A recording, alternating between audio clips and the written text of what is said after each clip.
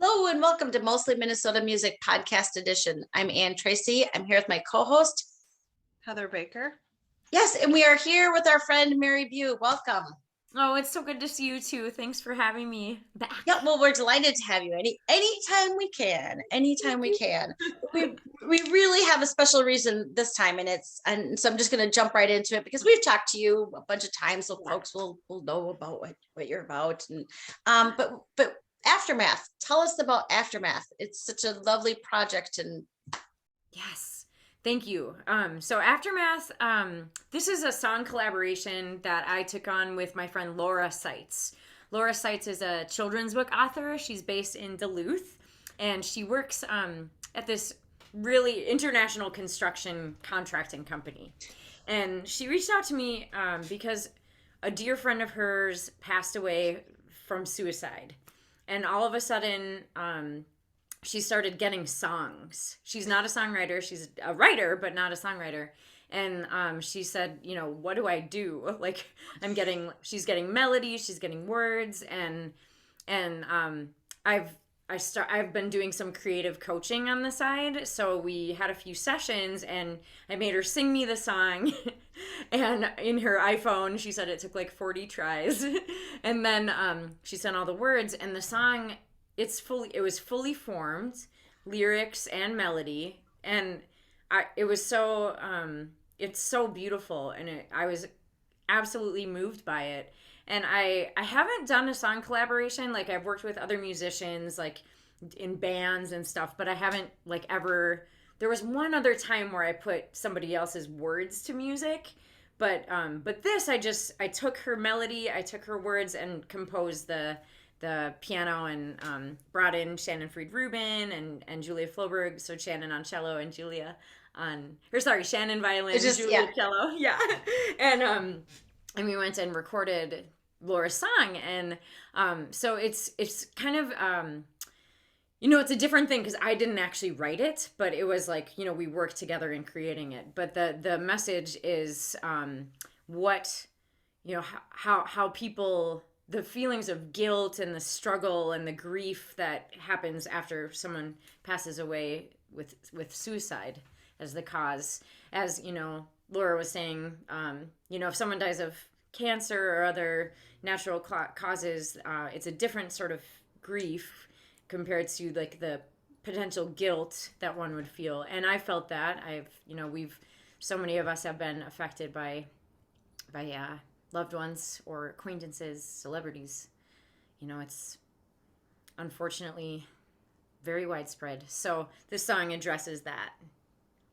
Yeah. It is. I think the lyrics are, there's something about if I had answered the phone, would you still go through with it? That level of detail, because I've heard several friends say, I saw the phone and I was driving, I couldn't answer, and yes, there is something that's so strange as opposed to if someone has an ailment and you think, yeah. And what do you do with that? How do you carry that? It's always a question of wondering, that one weird interaction we had, or God, I wish I didn't say that, or how could I have loved them differently? Like, I had a boyfriend pass away that we dated briefly and many, many years ago, and just it had been long done, long over, but still just like how, seeing him out and about, and how could those interactions, so I think we've all felt things like that. So Laura really captured that really beautifully and really moving. Yeah. Well, and you do such a nice job with it. Thank you. Yeah, thank you. I again, like, haven't done many collaborations, and it's only like I just felt that it was so compelling, and it felt like very similar to something that I would explore in my writing. Definitely. Yeah. I was going to say, yeah, you have such a great way of giving the vulnerable, but yet strength at the same time. Like, I don't know that I know another artist that matches your ability to do that, honestly. Holy shit. You have Thank you. No, really, you're so tender, but I wouldn't want to make you mad because I'd be afraid too. You know what I mean? You just have both of those, and I just think it makes such sense because when I was like, oh my gosh, Mary didn't write this, that would be a hard thing to pull off of somebody else's experience and stuff. But you have had your own traumas too, and you're such an educator and voice for everyone. It makes so much sense that you're doing it, and I just think what a gift for her and you. Oh, thank you. I like um shivers about that. That's really sweet. That's so kind. oh, Yeah. well, you earned it, so there you go. But what I found interesting too when you guys spoke of you don't want to burden people Mm-hmm. by expressing your feelings, or Mm-hmm. they would tell me or whatever, and not the case, you know what I mean? Or if we say it out loud, then we have to deal with it and we can't shove it back down, which Yeah. Yeah, is hard. It's Yeah. really hard. So Absolutely. I a lot of times I think music just allows a door to open for conversations or feelings to come out and go, oh, okay. Yes, because feeling, I often, I have so many feelings and sometimes they come out in different ways and it's hard to exactly know what I feel like. I just realized that I cry when I'm angry. And it's not a good thing. Like, I don't like that. I don't like it. I'm just a crier, but I cry when I'm mad, and but I cry when I'm sad too. Or so it's really it can be so confusing. So yeah, the music helps kind of shape that like clump of emotion. How to form that in a way that is relatable.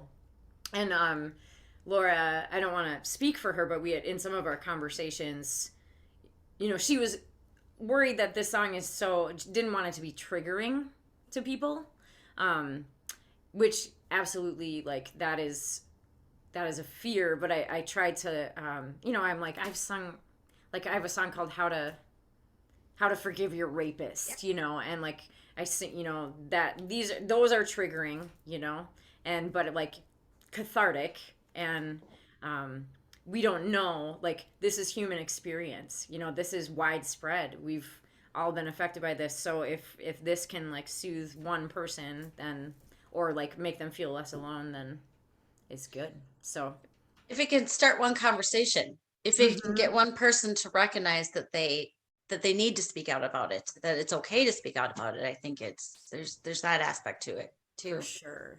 Well, and I want you to talk a little bit about the live stream that you did for it too, because that's where I saw, and this maybe segue into some of the other work that you do with yoga, because I thought you did such a beautiful job lining it up and taking the space to have people breathe before and after the song. That I wasn't planning to do that, but it just like came in the moment. So we did a live stream for anyone watching. It still lives on YouTube and Facebook, but a live stream song release for Aftermath, and we were raising funds for the American Foundation for Suicide Prevention, and we had a goal of $1,000, which we met. We almost raised $1,500, which is incredible, and so grateful. But yeah, I've been doing a lot of this Zoom reality that's taken shape. I've been teaching yoga since 2009, and had been wanting to transition to have some online courses. Actually, in 2019, I started creating this online course for the yoga of sound and sacred sound and mantra. And then the pandemic, and I was like, oh my God, like, I can't even believe that I was already creating that, And so, and I've been doing deeper and deeper study with one of my master teachers, Tara Sherman, and we do like goddess explorations, and we do a lot of like meditations and mantras and like exploring symbology of goddess mythology and symbolism and archetypes. So anyway, in these spaces, and it's kind of like intimate groups, usually maybe 10 to 15 people. But so we take a lot of space to breathe. And at the end, I do like what Tara calls sonic blessings. So when people are resting and integrating, I like sing to them over the computer, like kind of like a live stream, but it's like in a more intimate like circle, Zoom circle or whatever.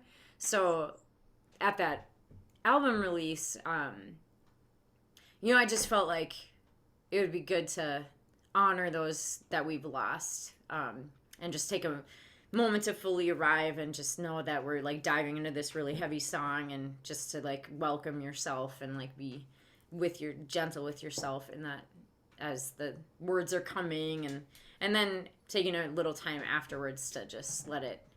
Part of the thing with practicing mantra, so mantras are, I mean, for those, maybe this is, people might know or they might not know, but like affirmations in a way. Manas means mind, and tra means tool or technique, also a protection. There are many, like every syllable in the Sanskrit language has like multiple meanings, and I'm like not a scholar at all, but I just like am obsessed with it. So a mantra is like a technique to protect and strengthen and focus the mind. And one of the things in mantra practice is to sit afterwards and let the sound go, or let the meaning go more internal. And I think, that's like active listening. And I think if, with a song like Laura's and our song, to really like allow it to resonate rather than just like move on to the next thing, it felt like the right thing to do. So thank you for noticing that. I was going to say, yeah, during that live stream, who you had on, Chris, he said he's had his own struggles, and what I caught my attention of him, and what you were just alluding to, is how we just plow through everything, just go, go, go, and we'll just keep on going and we'll make it through it. And it's like, no. And if you just settle your mind, body, let others get into your space rather than keep yourself going and busy, it might be an opportunity for help, or to let this music soak in and get, some sort of message to your heart too. Hopefully. Yeah, it's, I mean, now that things are sort of opening up again, it's that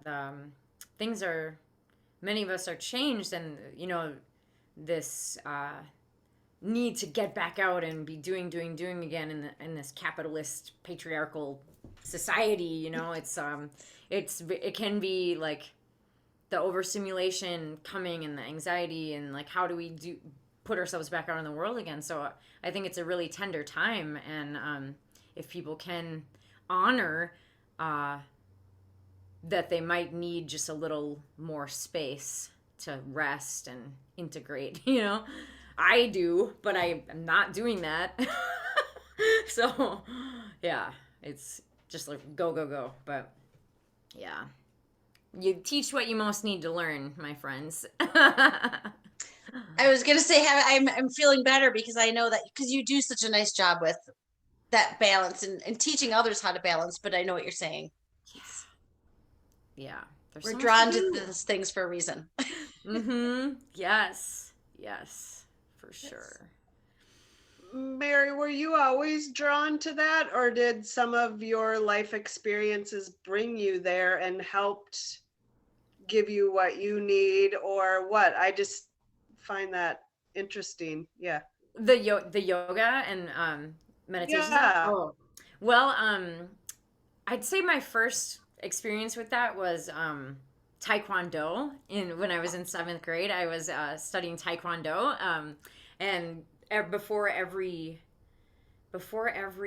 class, you learn like kicking and punching and sparring and blocking, and before every class we would meditate, and we would sit quietly and visualize. They'd guide us to visualize a natural place, a beautiful place in nature, waterfall or forest or ocean, and I just like remember being so taken by that, and it really like stuck with me. And then, eventually I got into psychedelics in high school. Fair. And yeah, and I mean that was like the altered state of consciousness was definitely a mind blow, a mind opening. And I was always drawn to art and always creating and writing and stuff. But yeah, the both the meditation, and then I discovered yoga through 17 magazine.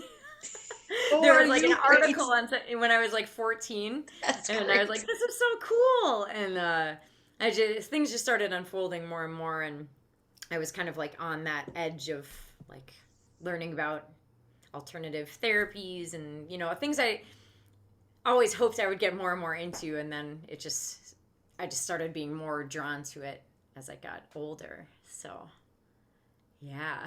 Who knew 17 magazine was that useful? And I saved the article. Like I can't even. I like had it. I like have I save greeting cards and letters and clippings, and I just found it a couple years ago. I know.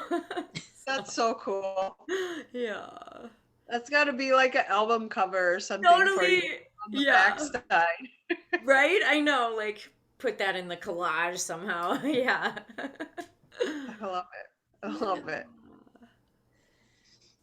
You have been doing a lot of other things too, because you have just to pivot a little bit, you have a single coming out on April 1st. Yep, April 1st. Yep, it's called Bones and the Marrow. And so Aftermath is its own project, and then Bones and the Marrow is the first single off the new record that I'm working on, which who knows. I was hoping to have it, more in motion, but it's just been like a really busy time. But so probably early 2023 that'll come out. Okay. Yeah, but so I put out The World Is Your Lover in 2020. Love that one, and a weird time to put that out, but I guess, I don't know, it was the right time or something. I don't know, a really bittersweet, strange time, obviously. Still grieving that because, yeah. But anyway, I'm working with Steve Price again. He's producing it, and a lot of all the same bandmates who were on The World Is Your Lover. So they came on for this single, and Bones in the Marrow is, the chorus is, break my heart until it sparkles, tiny bits glittering with sorrow, the bones and the marrow, as we beg, steal, and borrow. For the love we're so deserving, but reaching out is so unnerving, and alone is so easy, because no one can ever really see me then. So it's about like the dating, post-divorce, apocalypse, dating jungle that is this time, and how exhausting and confusing, and how alone is just easier. And often preferred, and yeah, and then I wrote it, and then I met my partner now, it's going well. Good. I'm glad to hear that. Thank you. I was delighted when I saw that. Yeah. Oh, amazing. Yeah. So we'll see. It's its own. Every human is just. We have so much baggage, right? So I do. I mean, what I'm finding out is I do. So I'm just like, which is obvious because I have 8 albums about it. But like, who would want to date me? I don't know, but a lot of people. Yeah, a lot of thank people. you. Yeah, but it is funny when you're dating post divorce, or even if you've been through some relationships. It is a game changer. You don't have that sort of blind hopefulness and that you do when you're a kid. Yep, jaded. Well, and you don't know yourself as well either. Yeah. And I think that's an important. And I think you kind of tap into that thought too. Like it's, you can't be ditching yourself. You can't. Right, and it's so like I'm such a romantic, and I'm just like, just gone with the wind, and then totally distracted and hanging by a thread, and I'm an entrepreneur, so I can't just like show up at work. I have to like really like have my shit together, and then you know, just like the boundaries of like, oh God, I need a space and I need to meditate and keep up with practices and like, you know, so it's interesting and yeah, it's Well, good. I can't wait for that one to come out. And I, of course, it reminds me of Holy Bones. yes, yeah, I have Just a the whole thing with bones and you know stripping away layers to get to our truth and our foundation and at the core of our being, you know. It's it's definitely a fave topic. And, you know, mortality and just the sweetness of the passing of our time, you know, and honoring that too. And the inevitability of our mortality. Yeah. Yeah. Is the whole album connected in that way, or what can you tell us a little bit about the rest of the album too? Yeah, We it's already called know we love that song. yeah, it's you know, the songs are still coming. The writing process is a lot different this time. I have like my songs are not they're usually historically have been pretty fully formed, kind of like how Laura's was. But this time they're like snippets and they need to be worked on. So I have Okay. like so many snippets, so many like a chorus here, a verse here, and like sort of like a puzzle of like how to fit it all. And so the discipline of like sitting with them and like figuring that out is gonna take some time. But the title of the album is called "The Wildness of Living and Dying." It's kind of a long title, but yeah. So it'll be exploring the existential themes and hopefully not. I mean, there's some relationship stuff in there, but also like, of course, reflections on this time that we're going through and yeah, the planet and humanity. Mm-hmm. I was gonna say you are always a deep diver and never fearful of getting in the good stuff, going there. So I can't wait to hear it. Thank you, Heather. Yeah. Yeah. No, seriously. Thank you. It will you are very well received. Like get it done for all of us because some of us don't like to go to those places. So we'll like, Mary, do it so we can play your song. You're so sweet. Bring us there, please, safely. Oh, it's exhausting. No, I mean I try and like there will be some light things on there too, you know. There's Yeah. But thank you. But you Yeah. are a trusted narrator. Thank you. You know, Oh, you can that take means- us to dark places, but you know what you're doing. Oh my God, thank you. Yeah, and that's an important role. I mean, especially these days. Yeah. Well, especially these days, especially the you know, I just think about the situation in Ukraine, and I was just at an event for Asian women leaders and what's happening in all of these, but also in a time where a truthful a trusting narrator or trusted narrator, we don't have that everywhere we go either.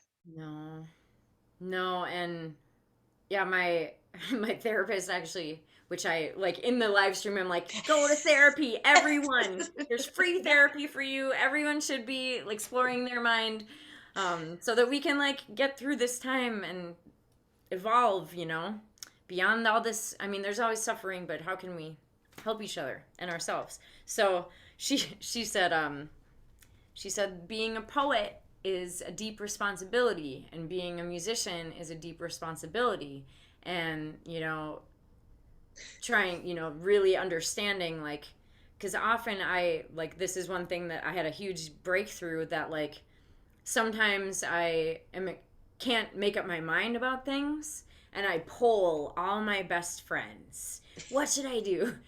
What should I do? Like I'm like so fucked up and I'm always like gathering like, oh, what would you do if you were me? But then if they decide, if they tell me what to do, then I don't have to take full responsibility for my choice.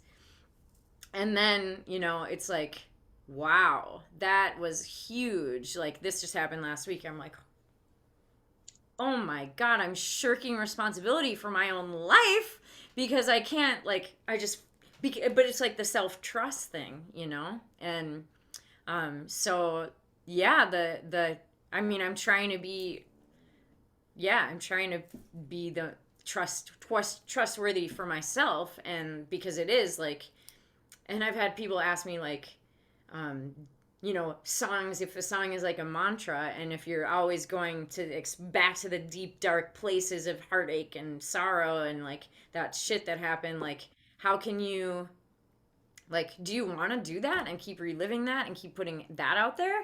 And but it is like, it has been cathartic, and if it is like, I hope it's moves people through to the other side. Like, I never want to say that I want to help people, but like if it's supportive or comforting, like that is a hope for sure. Yeah. I think probably one of the first times that I spoke to you, and it was you, and I'm trying to think of what the song was. Oh God, but I just remember I saying, remember you saying that. yeah, it Yeah. was like that song, and it was really about, this guy's. I'll just paraphrase. That guy's horrible. Well, just that was the Yeah. theme of the song. Yeah. And I remember saying, that reminds me so much of somebody I dated, and I'm sitting with him over there now. Like, what's Yeah. wrong with me? Yeah.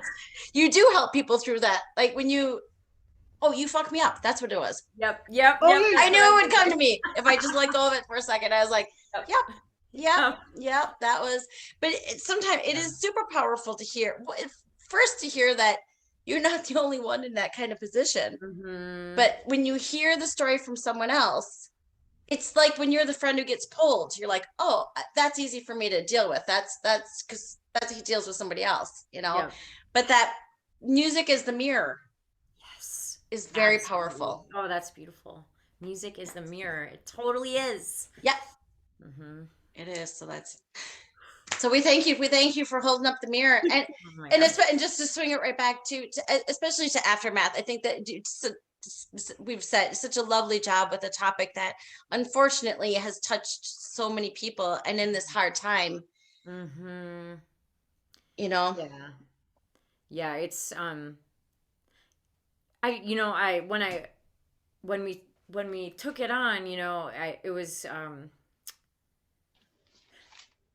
the weight of it. I mean, that it is a responsibility, and actually, like, my partner, when we were gonna release the song, we were not even sure about a benefit, or we had, and he's like, maybe you should do something like a benefit, and we're like, oh my God, of course. Of course. And so it really, it's deep responsibility, and like just like, how can we, hold everyone through this. It's, I don't know exactly what I'm saying here, but yeah. Well, it's funny because I just recognize the deeper genius of doing it, and doing it for to prevent from people, because when you donate money, that's the start of a relationship. Yep. It's Yep. easier to go back to somebody for help or for that genius. Right. Yeah. So Laura found them, and Chris was so great. Yeah, if anyone not watching this hasn't watched the live stream and hear Chris discuss, it was really cool to hear his perspective, for sure. It's very good. We'll include a link to that. But, Thank you. And speaking of, I will include links to you as well. But for folks who are just listening, what is the best way to find you online? Yeah, I have just my name, marybue.com. So BUE. And then through that, I have Instagram, and I have a Patreon. If I do, I try and do weekly yoga classes for patrons, and I release a song a week download of all my albums, and a backstory about the song, so if people are into like deeper dives into the songwriting. And then coming up, I have some big travels, so I'll be writing like travel poetry and stuff like that. Nice. So yeah, Instagram is what I'm most active on right now, and then Patreon. And the Patreon, and you do a really nice job on Patreon. Very nice job. I think I've even gone to some of the yoga classes, but you do a very nice job. You have shown to come to my yoga classes. Thank you so much. Well, that's speaking highly. I started it in 2014, and then I was too scared because I'm like, what? Yeah, but it's been so cool and validating, and it feels really like wonderful to be supported in that way. Like, yeah. So thank you so much. Yeah. Yeah. No, it's great. So Mary, thank you. Thank you for Aftermath. Thank you for Bones in the Marrow. Thank you for joining us and telling us more about it. Ah, it's so good to see you both. Thank you, Heather. Thank you, Anne. And thank you for all your work holding up the scene and supporting the scenes. Yeah, really appreciate it. Yeah.